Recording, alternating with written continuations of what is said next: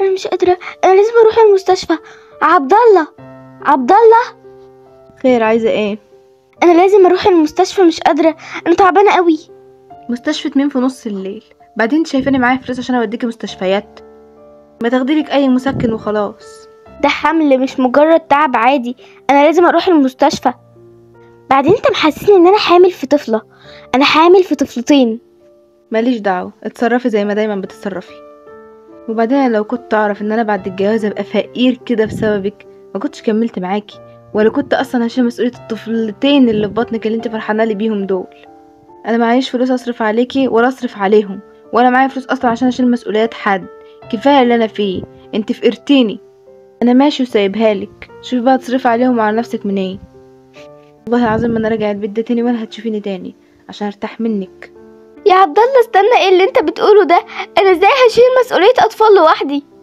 انت لازم تولدي فورا، انت عندك تسمم حمل والاطفال مش هيقدروا يستحملوا اكتر من كده. بس انا حتى معيش تكاليف الولاده يا دكتور.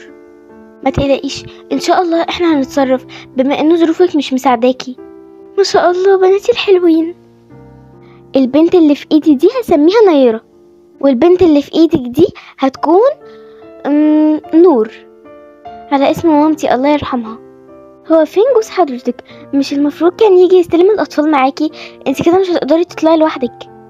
لا هقدر ولا يهمك، بس بقى بطلوا عياط. انا هتاني بيهم ازاي دلوقتي؟ مش هقدر اعمل كل ده لوحدي. اللعبة دي بتاعتي انا. يا حبايبي العبوا مع بعض، ما تفضلوش تتخانقوا. انا جيت، معلش يا مشاهين تقلت عليكي، بس لان كان شغل النهارده كتير قوي. انت عارفه الشغل كخادمه في بيت مش سهل. يا حبيبتي ما تزعليش، ربنا هيعينك على ولادك ويصبرك. وبعدين انا جارتك، وقت ما تحتاجيني بس ناديلي. ربنا يخليكي يا مشاهين وما يحرمني منك ابدا. يلا يلا يا بنات عشان اعمل لكم الاكل. طب على الاقل يا حبيبتي خشي غيري هدومك وانا هعمل لهم الاكل. لا كفايه كده يا مشاهين، انت بقالك اكتر من 5 ساعات قاعده معاهم. خلاص ماشي يا حبيبتي، على العموم لما تحتاجيني بس ناديلي. يلا يا نور علشان تنامي، اختك نامت. حضرتك مدام سلمى مش كده؟ ايوه. طيب انا جايب لك خبر مش حلو. خير، حصل ايه؟ دلوقتي انا جالي مكالمه من البيت اللي انت بتشتغلي فيه، وبيقولوا ان هم هيرفدوكي لان جات لهم واحده بتاخد فلوس اقل منك وبتشتغل احسن. طيب مفيش اي حل؟ للاسف مفيش اي حل، انت كده اتفصلتي من عندهم. طيب اعمل ايه دلوقتي؟ خلاص شكرا لحضرتك. يا ربي اعمل ايه دلوقتي؟ مش هعرف اصرف على الاولاد. ايه ده، في ناس عايزه اطفال التبني؟ انا فعلا مش قادره استحمل مسؤوليه البنات، ومش عايزه اظلمهم معايا بسبب فقري ده. انا هعرف بناتي للتبني. شكرا جدا لانكم جيتوا بدري النهارده. دي بنتي اسمها نور. نور بنتي هاديه قوي وعندها 2 سنين، وكمان لسه ما بتعرفش تتكلم. عشان كده ما تخافوش، هي هتلحق تقول لكم يا ماما ويا بابا، وكمان هتنساني وهتتعود عليكم انتوا بسرعه. امانه عليكم خدوا بالكم منها. لو معايا وظيفه وراتب كويس ما كنتش عرضت بناتي للتبني. ما تخافيش يا استاذه سلمى، هنحط البنت في عينينا، هي خلاص بقت بنتنا. شكرا، اتفضلي البنت اهي. هتوحشيني قوي يا نور يا حبيبتي. بس ما تعيطيش. ازيك يا مدام سلمى؟ انا اللي اتكلمت معاكي امبارح علشان اخد واحده من بناتك للتبني.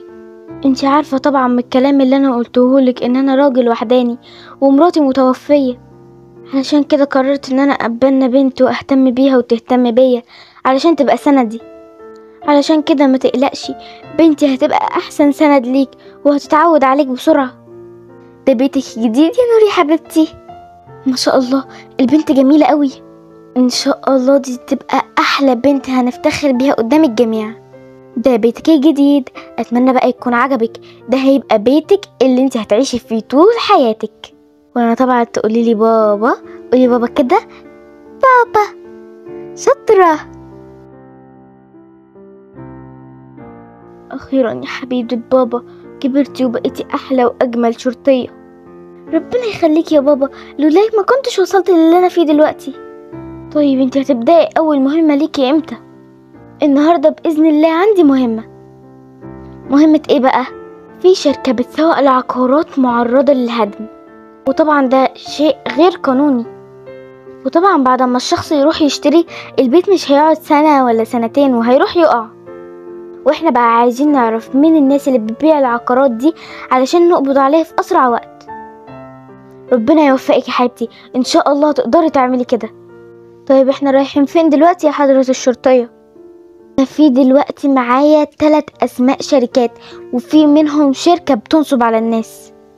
أنا لازم أوصل لهم دلوقتي يا حضرة الضابط سيف. بس يا أستاذة نيرة، انتي مش هتقدري تعملي كده لوحدك، لأن الناس دي بيبقى عندهم نفوذ قوي. مفيش حاجة بتكون صعبة على الشرطة. أنا عايزاك تتصرف طبيعي جدا، ومش عايزين نحسسهم إن احنا جايين علشان نحقق معاهم. حاضر يا فندم، نبدأ العملية. احنا هنوقع على عقد الشراء امتى يا أستاذ نور؟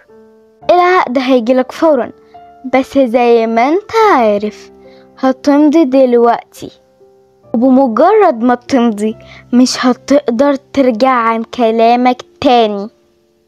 انا متأكد ان شركتكم متميزة جدا وعمرها ما نصبت على حد يا أستاذ نور.